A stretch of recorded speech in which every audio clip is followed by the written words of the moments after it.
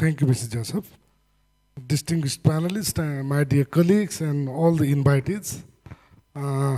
Let me present before you in a casual way. It's better if I present in a casual way rather than by sitting. Can you please, okay, display? Okay. Let me first briefly present before you the topics that I have covered to kick off the discussion. 50 years journey of DCGF, MSMEs landscape in Nepal, role of MSMEs in achieving sustainable development goals, constraints and barriers of MSMEs in Nepal, DCGF's guarantee scheme versus sustainable development goals, way forward. I will try my level best to quickly cover all these topics within 10 to 15 minutes.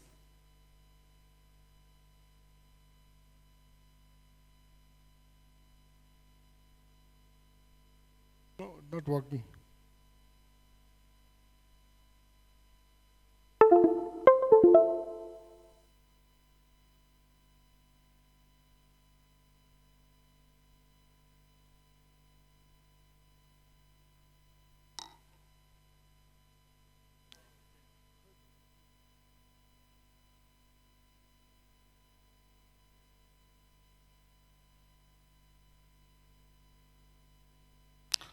Okay. The journey of DCGF in relation to MSMEs financing started early in 1974. That time, Nepal Rashtra Bank had prescribed priority sector credit guarantee targeted lending to the banks and financial institutions to encourage banks to come up with credit extension to priority sectors. In the year 1974, DCGF first started its guarantee scheme. In the year 1987, livestock guarantee scheme was introduced. Likewise, the journey till 2003, we had only 3 products in the year 2003. Besides 2 already issued products, DCGF added 1 more product, which is SME credit guarantee. So, to talk about small and medium enterprises financing, the journey started from 2003.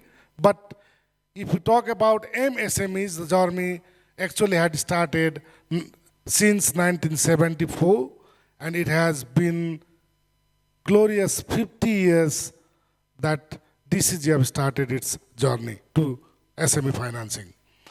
In the year 2007, micro and deprived sector credit guarantee was introduced, and in 2016, agriculture credit guarantee scheme was announced. And till 2023, DCGF has seen 7 different credit guarantee schemes, and importantly, unlike in the guarantee schemes offered by the counterparts in other jurisdictions, DCGF's all these guarantee schemes are portfolio-based guarantee schemes. MSMEs landscape in Nepal. MSMEs in Nepal in number, as of now, are nearly 6 lakhs. 600,000 SMEs operate in Nepal. And of which 86% of the total registered entities are categorized as SMEs. Entities with fixed capital up to 500 million are classified as SMEs in Nepal. And here the term SMEs or MSMEs is not defined in a uniform way in Nepal. Banks and financial institutions follow their own definition for financing MSMEs. Nepal Rashtra Bank has followed different definition, and the Department of Industry also has its own definition. But if you consider all the MSMEs whatsoever are categorized by all these three authorities, the capital base of the SMEs is considered up to 500 million while we have prepared this presentation. For the purpose of this discussion, we have considered entities as SMEs if the total assets of the SME does not exceed 500 million for our purpose. Okay? And mostly in Nepal, the sources of capital for SMEs are equity and self-financing and borrowings. And the equity and self-financing component is very, very huge. You can see in the slide, the portion of borrowings is only 16% based on a recent research paper reported by one of the prominent banker, Mr. Anil Raj Bhattrai. We have referred the research paper of Mr. Bhattrai, which states the borrowings portion is only 16%. It means more than, it means 74% of the total capital is self-arranged by SMEs. So this figure shows how the SMEs in Nepal are running, and we can imagine the huge gap in demand side. Contribution to annual GDP of SME sector in Nepal is 22%. It is very, very important. The sector that alone contributes 22% in the GDP is facing problem in getting sufficient financing for running their business. Total employment of the sector is 2.74 million people. Total number of employment generated by industrial sector as a whole is 3.23 million. So the SME sector has a significant share in terms of total employment in the country. I mean, as an employment provider, the share of the SME sector is 3.27 million. Legal mechanism, there are different enactments, rules and regulations from Article 17 of the Constitution till Industrial Enterprises Rules. You can have a look. Because of paucity of time, I will not spend much of time in explaining the legal structure of Nepal.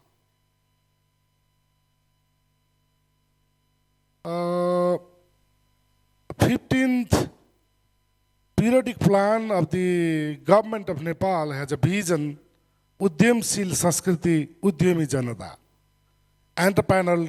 entrepreneurial culture, enterprising people. And with this vision, the government has set its goal to develop entrepreneurship by enhancing skills, using technologies and mobilizing resources. And the government also has set objectives, and all these objectives, this way or that way, are linked to attain sustainable growth of the SME sector.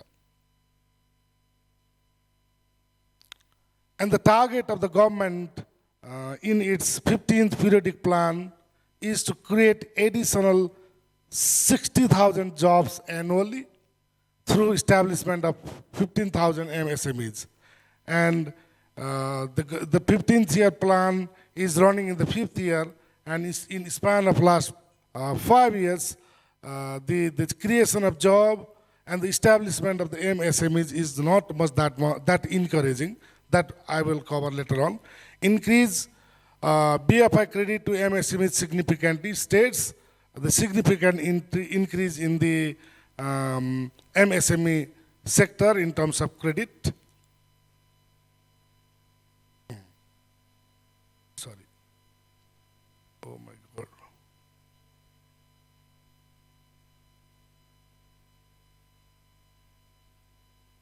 Enhance SMEs through setting up of challenge fund, innovation fund, and credit guarantee schemes. All other things are relevant to other agencies, but DCGF is more concerned about credit guarantee schemes.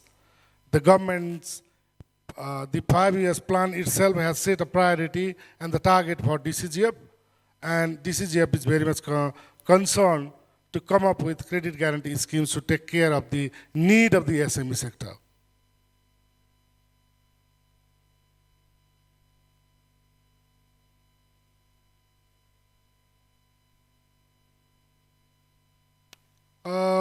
As we know, SMEs play pivotal role for sustainable development of the country through productivity enhancement, employment generation, creation of entrepreneurial culture, innovation promotion, poverty reduction, and ultimately HDI improvement. Therefore, MSMEs are the backbone of the economy.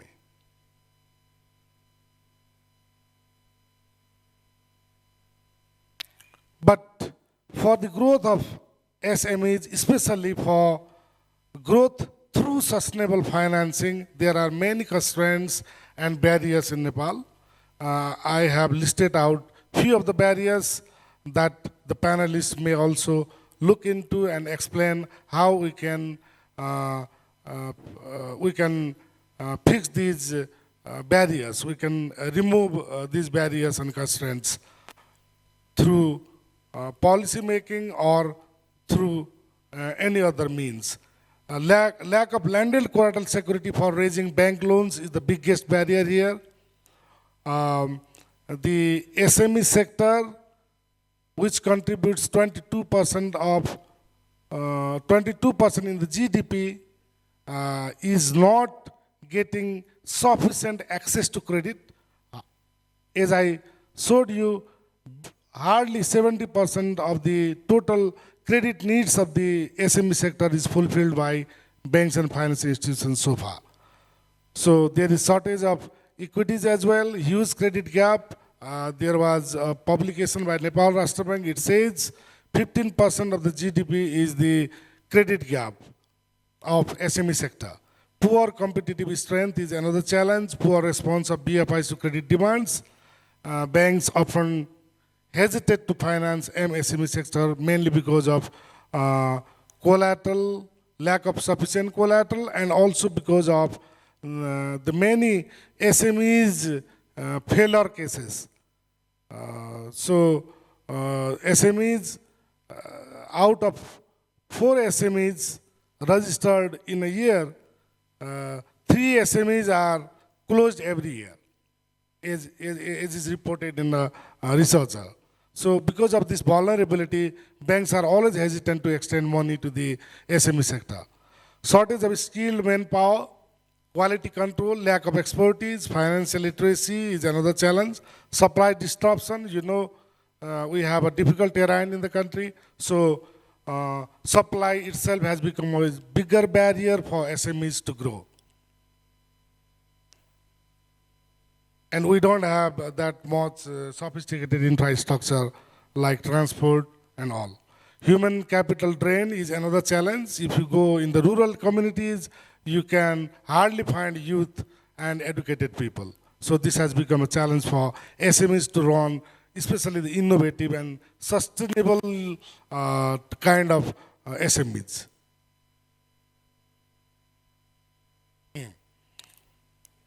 Now, I will take you to the slide, DCGF guarantee schemes versus SGDs, which is the main focus of today's discussion. As I said, DCGF has 6 different products, which is listed there. And all these products, this way or that way, have a direct relevance with these 8 SDG goals. But out of all the 17 Sustainable Development Goals, DCGF's activities and its credit schemes, credit guarantee schemes, have indirect linkage with each and every sustainable goals. But if you see the specific goals, these 8 goals are the directly relevant goals where DCGF can contribute more as a credit supplementation agency of the country. This goal number 1, goal number 2, 5, 8, 9, 10, 12, and 13 has a relevance more with DCGF. Growth trend, you can see the chart there. If you see the growth from 2072 Nepali year till 2080 Nepali years, the growth of this SME credit guarantee is significant. You can see in the right hand side, in the year 2022, the industry credit was, total credit of the industry to MSME sector was 296 million. That time, DCGF's guaranteed portfolio was just 0.64%. Today, if you see, the total credit of the industry as of the end of last fiscal year is 1,046,000,000. And the share of DCGF, I mean the guaranteed portfolio of DCGF out of the total MSME credit of the country is 19%. This shows how DCGF is contributing to MSMEs and especially for sustainability. As I said, all our product lines has a direct linkage with at least 8 of the sustainability goals. Now I will stop here, and it is up to today's panelists what DCGF has to do way forward. What should be the role of DCGF as a credit supplementation institution, and what should be the role of other stakeholders like Government of Nepal, Central Bank, Nepal Rashtra Bank, how other agencies, other stakeholders, including DCGF, can learn from the neighboring countries, what are the best practices that have been adopted by the neighboring countries, especially our neighboring country. India's experience could be perhaps very much beneficial for us, we being almost akin in terms of cultural aspect and the geographical aspect. Your experience could be of value for us. We have counterpart from Korea, Mr. Jun. Mr. Jun will be sharing his experiences in terms of the sustainable finance in Korea and credit's role in uplifting sustainable financing. Let's hope we will be enlightened and we will perhaps get sufficient answer on the question mark way forward. Thank you.